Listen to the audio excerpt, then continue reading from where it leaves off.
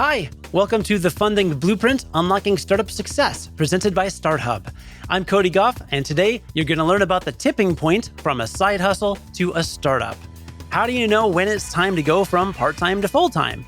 We'll also debunk some of the biggest myths around successful startups. My guest is Adrian Peterson, co-founder at Afterwork Ventures.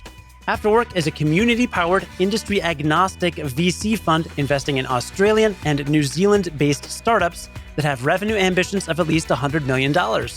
Adrian is based in Sydney. Now, usually when I talk to investors, I start the interview by asking for an example of a specific startup and a specific moment or phone call or whatever really made that startup special. I asked Adrian that same question to start our interview, but he had a different take than what you've heard in the past on this show. Here's what he told me when I asked him about his favorite specific startup moment.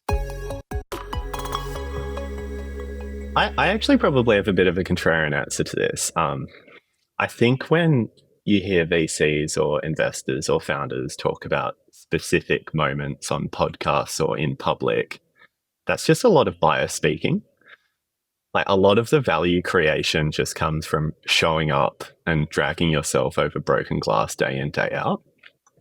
And when people talk about magic moments, they're like somewhat manufactured, and it's a little bit of startup theater, and it's looking backwards and putting a linear journey on something that is never really a linear journey. And from an investor's perspective, that type of narrative fallacy always lends itself well to a very specific type of founder or leader who usually looks like a fast-talking white person in the Don Draper fashion or in the Elon Musk fashion and in this like tech worship fashion. But I think there's so many different ways to be a fantastic leader, and they don't often look like that outspoken, fast-talking white person. So no, I've been witness to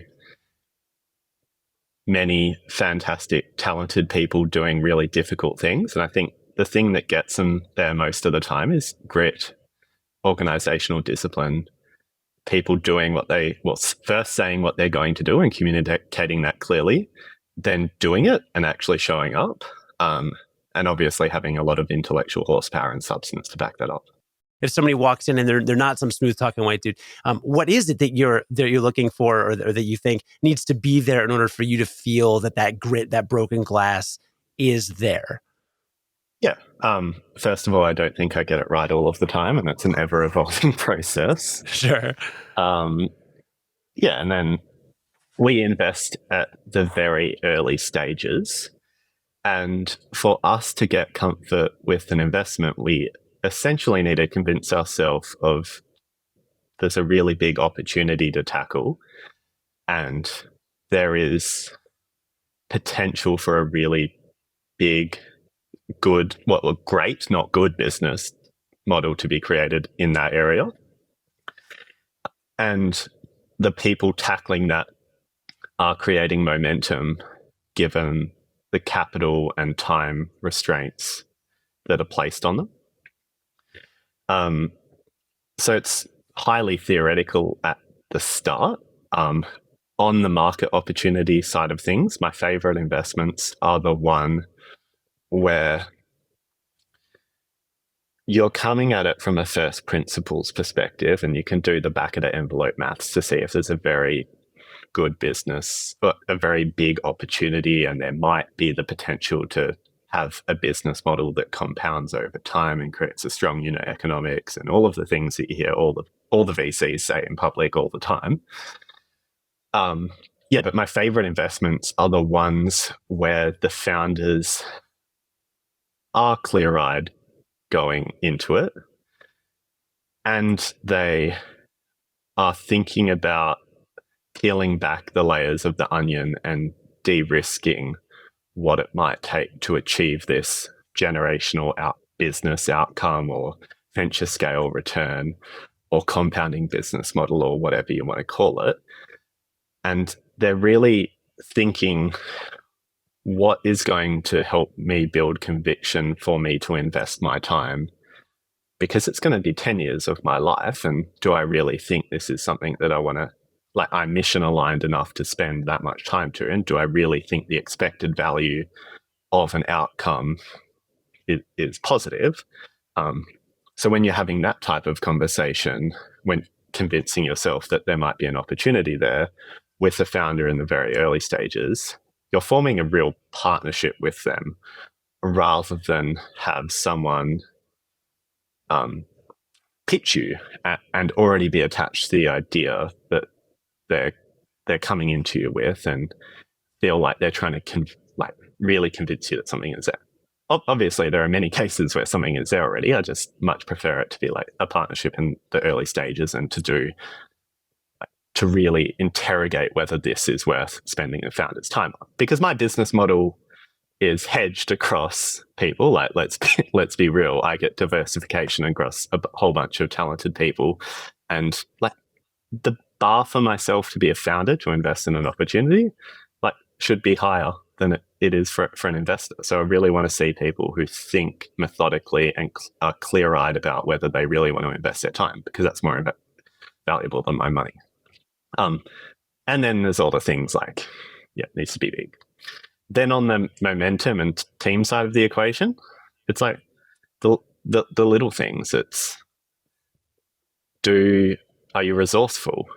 Do you keep, like, it's your job as a founder to start pushing a massive boulder up a hill, and it's really hard. And eventually, if you push it long enough up a hill, it starts getting momentum and rolls down the hill. But how do you break down the units of progress to be like, we know we need to be at this certain stage in 12, 24 months and out to 10 years.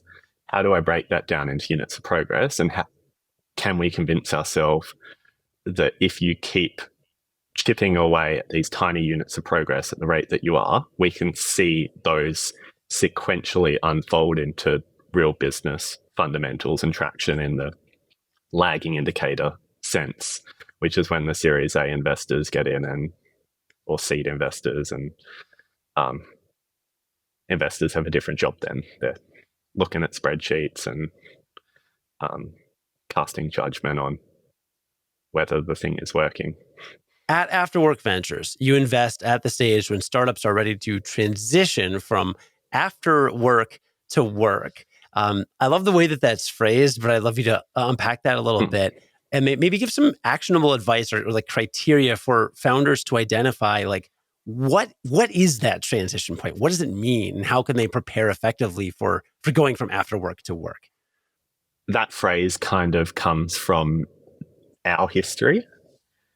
And it kind of embodies the way we think you should go in business, like linked to what I was saying before. So in terms of our history, Afterwork started in 2017 in some ways, and has existed in 3 phases since then. From 2017 until 2019, the co-founders and partners who are working on Afterwork now, we were investing our own money. We had very demanding full-time jobs, and it was very much a side hustle. We were putting together a community call at 6 p.m. on Sunday nights, and anyone who was committed or silly enough to give up the most unsocial hour of their weekend was probably misaligned and embedded enough in the startup ecosystem to really add value to what we were doing and also to our portfolio companies. Then phase 2 was 2019 through to 2021. We raised $1 million proof of concept fund from our community, where it was still an Afterwork project. Everyone that the community had grown to about 20 people, and people were contributing on Sunday night still and after work. And by this time in 2021, we were lucky to be in the right time at the right place. But because we had been showing up for 4 years, we had enough of a track record, and we had enough of the early leading indicators of product market fit that we had conviction that it was worth investing our time into and making that jump from after work to work. So that's very much embedded in the philosophy of how we do things. I think it's a very big life decision to go and start a business, and I don't think you should do that for the sake of being a founder. And I think as capital has been freely flowing over the past couple of years, there's a lot of allure to startup theatre, where there might not be a lot of substance in what people are trying to do, or they might not actually be mission aligned to the problem that they're trying to solve. So yeah, like we're very much fans of, like I answered earlier, people putting one foot in front of another, really thinking about whether it's worth investing their time in the hypotheses that they're testing. And I think you can do many of those things without needing to be completely all in on the idea. And I don't think capital necessarily, well, I think you can divide a company's life cycle into two stages. The first is a search for a business model. And in the search phase, I don't think having infinite resources actually makes you go faster. You're kind of testing these hypotheses about whether, if you poured fuel onto the fire for a given hypothesis, whether that would accelerate it and work. And I think you can do many things like that to convince yourself that it's worth like doing something very difficult for 10 years before you go all in on the thing. And I think if you go through that process properly, you come out the other end, and getting investors across the line can be a lot easier because you've demonstrated that this is really worth spending your time on. And hence investors, if you've really gone through a rigorous process yourself, like investors' money should be easier to attain, no matter what the macro environment looks like. That makes sense. From a founder's perspective, just personally, they have to pay bills, right? Sometimes they have families. And that makes the transition from after work to work pretty hard without that funding and that capital, right? So are you approached more often by founders who are still having it be their after work thing, but they're like, if I get this funding, that would allow me to pivot to full time, or do they need to be doing it full time first? Like, where do they come? When should they come to you? I think what I said earlier can be like interpreted in two ways. It's like, I can't do the thing unless I get the money. But like, I think what I really mean is, it's like, I don't think you should go all in on something that's going to be like really hard if you're just taking a wild swing and you haven't proven to yourself that it's worth going all in on. Because not all people are in the position where they have the privilege. They might have wealthy parents, or they might have a safety net to fall back on. So I don't think you should like give up on your day job in the hope that when you do have money, you're going to be able to suddenly solve many of the problems that are in front of you. Because like, I do fundamentally believe for most of the search problems early in a startup's life, you can't solve them by throwing more money at them. You just need to do like find the time, start to think about doing the hard things in the most resource efficient way possible.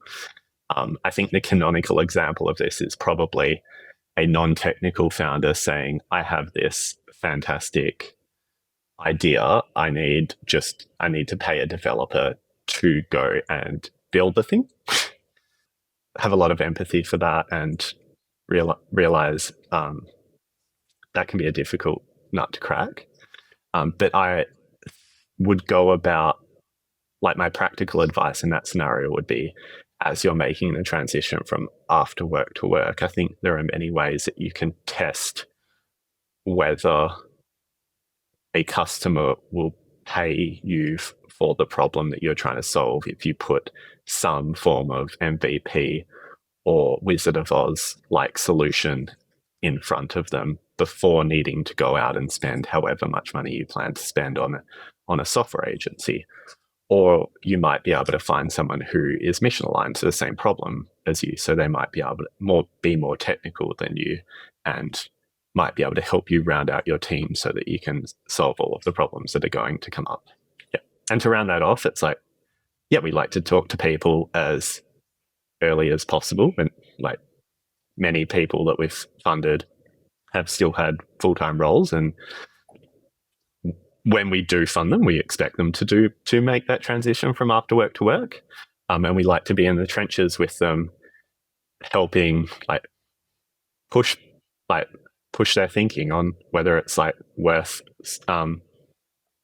spending their time, more importantly than our money, and being a partner, a thought partner for them in that transition. Yeah, it brings me to a question I have about the way that After Work Ventures works with its founders, because I know I mentioned this earlier. After Work operates as a community-powered VC fund. Talk to investors on this podcast, but not in a community-powered capacity. So, talk to me about that approach and how it benefits startups. What are the advantages or opportunities that it offers for you and for the founders you work with? The way we became community-powered was by accident in the beginning. When you start as an angel investor, you realize it's really difficult to invest. You need to tackle the same types of problems that a founder will when they're building a startup. You need to find the deal flow. You need to suddenly become an expert or pretend to be an expert in all of these different areas where these founders are pitching you from. If you're not very helpful, then the founders might not want to take your money. So you've got to be helpful to them across a whole broad range of topics. And then especially when the market's really frothy, and the power at the negotiating table is in the hands of the founders, you've got to convince the founders that you're worth partnering with as well, versus all of these other angels or these other funds.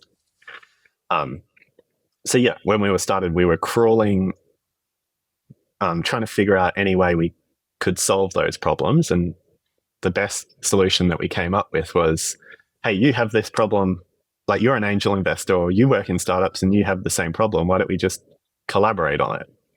And we didn't really have any intention to turn that into a professional fund at the time.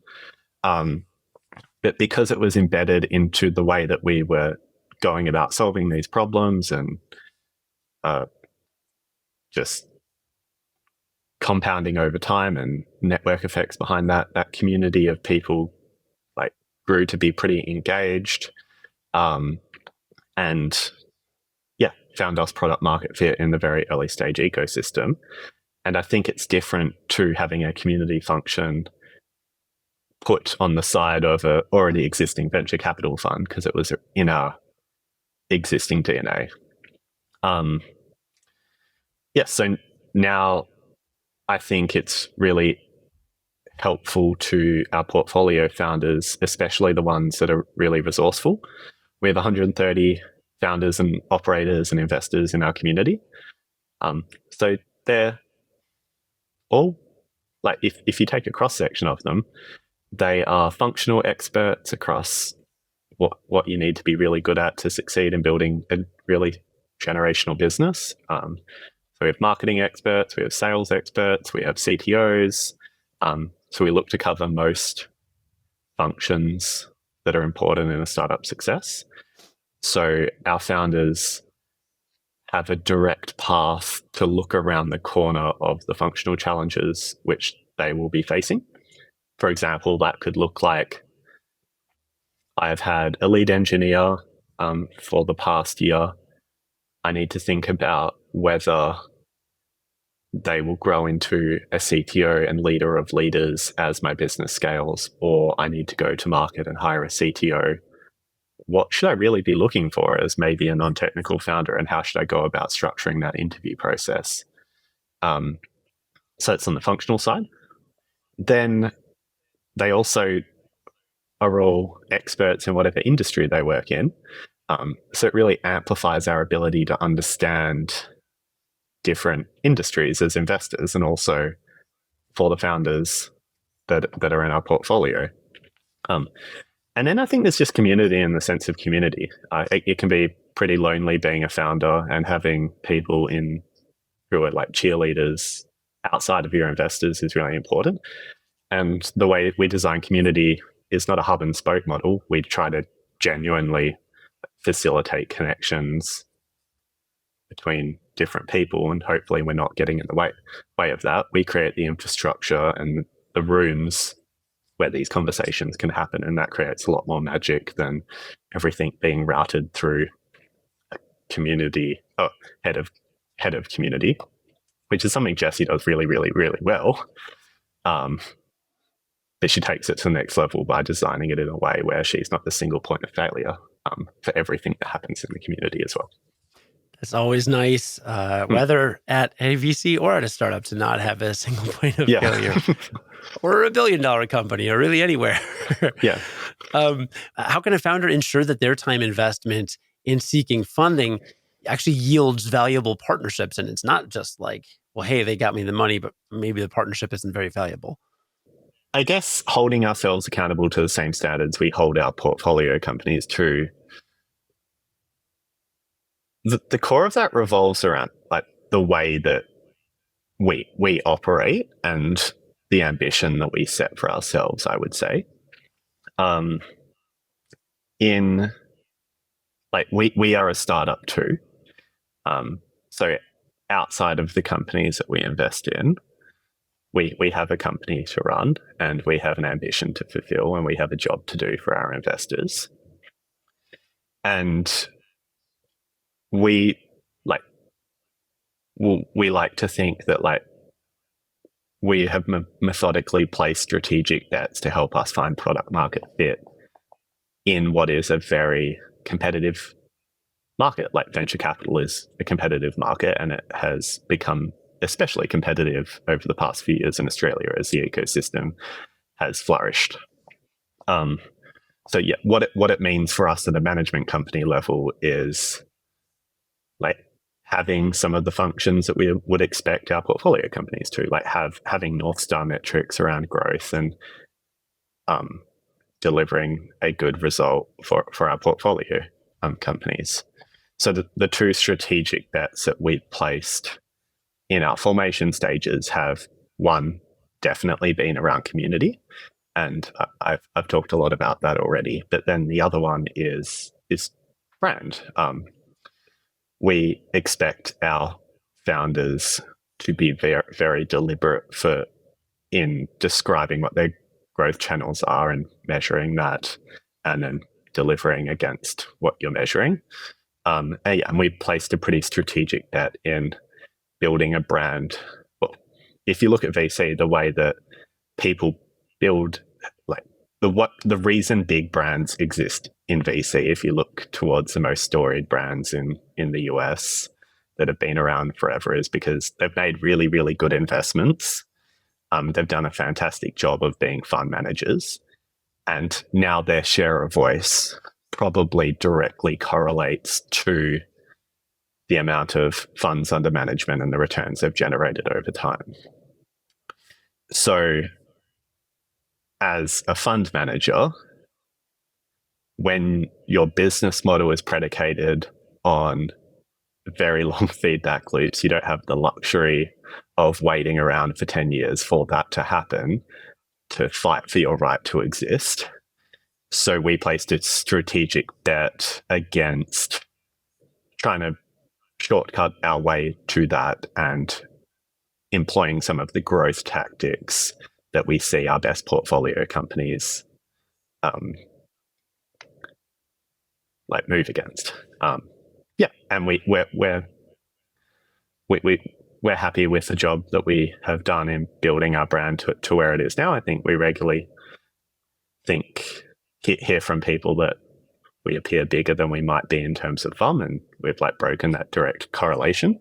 And I think that's a huge credit to not really me, but like our brand team being Jesse and Bella, they've done a fantastic job of that. And it's working and it's paying dividends and helping us earn the right to exist as a small fund manager in a bigger ecosystem. So that's what it means to us at like our level. From the founders level, I mean, when you go through a diligence with a founder, if it's a competitive round, all the investors will beat their chests and describe how helpful they can be to the founder and why they are the right investor for that round to come together and how much they'll be able to help the founder. I think there is definitely some great expertise, and there are definitely some great networks within that VC funds hold, and they can be very powerful. And the brand is so, like, one of the biggest points of leverage is like the brand halo effect that, like, in its most extreme form, a benchmark capital could lend to your company by like helping you hire the best talent, get the best customers, and there are all of these things. But at the end of the day, it's a little bit cliche to say, but you have to decide whether you want to work with this person for a really, really long time. So holding ourselves to the same standards we hold our portfolio company is really like judge us on our actions and the way that we show up in the diligence process and the way that we do what we say that we do, and the way that we exhibit organizational discipline and like the common values we may or may not share are going to be really important in forging that partnership, because it's a long-term thing. It's like longer than most marriages. Well, you can learn more about Afterwork at afterwork.vc. Adrian Peterson is co-founder at Afterwork Ventures and is doing a lot of really great work. Afterwork is investing in Australian and New Zealand-based startups, again, with revenue ambitions of at least $100 million. Really, any vertical? Is there any one in particular you wish you were getting more pitches from? Yeah, we do have some biases for types of business model or industries that we don't like, but we're always comfortable confronting those, and we'll be very transparent about what they are up front. And we could work on changing those biases up front. I think there are common patterns between what makes a great venture investment for us and creates a great business model over time. And I'm not going to do the thing where I say the same thing that every VC says on most podcasts. When you do those things like B2B SaaS, fintech, marketplaces fall out of them. Well, thank you again, Adrian Peterson, for joining me. I hope that people check out Afterwork at afterwork.vc. And I hope that you get a lot of really fantastic companies coming your way. Good luck with your portfolio, and hope to talk to you again soon. Thanks, Cody. Real pleasure to be on here. I like the way that Adrian talked about how sometimes a VC is a startup too. When you think of it that way, maybe you'll feel a little less intimidated during your next pitch. Nobody has it completely figured out, so just do your best, because that's all anyone can do. Even me. I know. Anyway, that's all for today's episode. The Funding Blueprint is produced by me, Cody Goff, with audio and video editing by Sean Patel. If you're looking for exceptional sound design or audio-video production work, get in touch with Sean at seanpatel.com. Thanks again for joining me, and have a great week.